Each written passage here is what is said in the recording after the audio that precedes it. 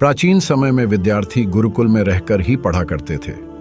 बच्चे को शिक्षा ग्रहण करने के लिए गुरुकुल में भेजा जाता था। बच्चे गुरुकुल में गुरु के सानिध्य में आश्रम की देखभाल किया करते थे और अध्ययन भी किया करते थे। वरदराज को भी सभी की तरह गुरुकुल भेज दिया गया।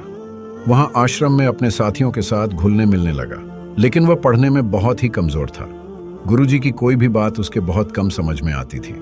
इस कारण सभी के बीच वह उपहास का कारण बनता है। उसके सारे साथी अगली कक्षा में चले गए, लेकिन वो आगे नहीं बढ़ पाया। गुरुजी जी ने भी आखिर हार मानकर उसे बोला, बेटा वरदराज, मैंने सारे प्रयास करके देख लिए हैं। अब यही उचित होगा कि तुम यहाँ अपना समय बर्बाद मत करो। अपने घर चले जाओ और घर वालों की काम में मदद करो। वरदराज ने भी सोचा कि शायद विद्या मेरी किस्मत में नहीं है और भारी मन से गुरुकुल से घर के लिए निकल गया। दोपहर का समय था। रास्ते में उसे प्यास लगने लगी।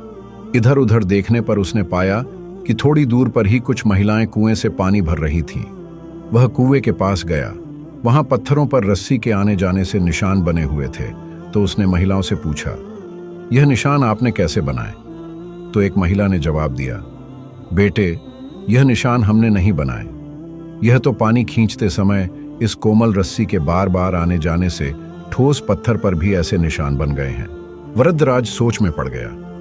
उसने विचार किया कि जब एक कोमल से रस्सी के बार बार आने जाने से एक ठोस पत्थर पर गहरे निशान बन सकते हैं, तो निरंतर अभ्यास से मैं विद्या ग्रहण क्यों नहीं कर सकता। वरदराज ढेर सारे उत्साह के साथ वापस गुरुकुल आया और अथक कड़ी मेहनत की। गुरुजी ने भी खुश होकर भरपूर सहयोग किया।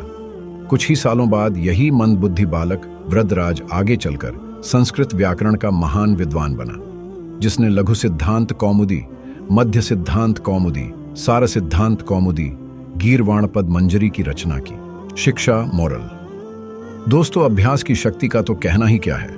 यह आपके हर सपने को पूरा करेगी। अभ्यास बहुत जरूरी है, चाहे वो खेल में हो या पढ़ाई में या किसी और चीज में। बिना अभ्यास के आप सफल नहीं हो सकते हो।